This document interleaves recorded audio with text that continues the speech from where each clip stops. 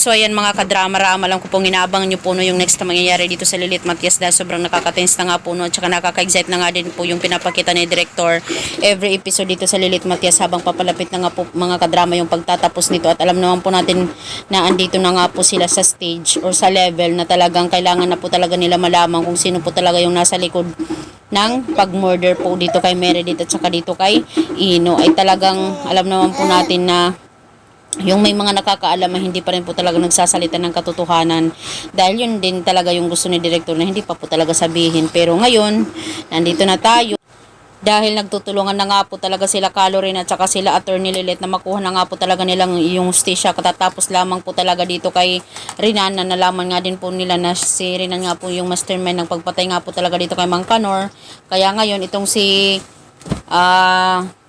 Patricia naman na akala po talaga niya ay hindi na malalaman yung katotohanan, pero alam naman po natin mga kadrama na sa totoong buhay kahit matagal po talaga na hindi malaman yung yung ginawa mo, talagang balang araw sisingaw po talaga yun. Pero may mga pagkakataon din na hindi talaga nabibigyan ng hustisya, pero itong pagkamatay talaga ni Meredith at saka ni Ino ay mabibigyan po talaga nila ng hustisya, diba, dahil sa kanilang pagtutulungan. Kaya napakaganda po talaga mga kadrama yung magtutulungan po talaga kayo no sa pag ng mga problema o mga ganitong sitwasyon na kailangan talagang i-resolve o solbarin. Kaya mga kadrama, dahil nga po talaga dito ay galit na galit po talaga itong si Ramir dahil laki po talaga ng pinagkatiwala niya dito kay Patricia. Binigyan nga po niya ng pagkakataon na maging sila pa, di ba, dahil sa hindi maganda yung karakter na pinapakita sa kanya.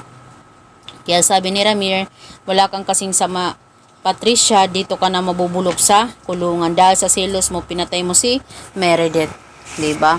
Kaya ayan, nasa huli talaga yung pagsisisi. Kaya dahil dito nga po, iyak na iyak po talaga itong si Patricia. Humihingi siya ng tawad dito kina Ramir at saka dito si Lilith. Lalong-lalo na si Lilith dahil nanay niya talaga yung pinatay ni Patricia. Na talaga ngayon hindi, parang wala nang kapatawaran po talaga yung ginawa ni Patricia. Diba? So, dahil nga po talaga itong mga kadrama, ayan, harapin na lang po talaga ni Patricia yung consequences ng lahat ng mga nagawa niya. So yun lang po mga kadrama, abangan na lang po natin yung next na mangyayari dito sa Lilith Matias habang papalapit na nga pong pagtatapos nito. Thank you so much for watching. Don't forget to please like, share, and subscribe my channel para sa susunod na video mga kadrama is ma-update ko po kayo.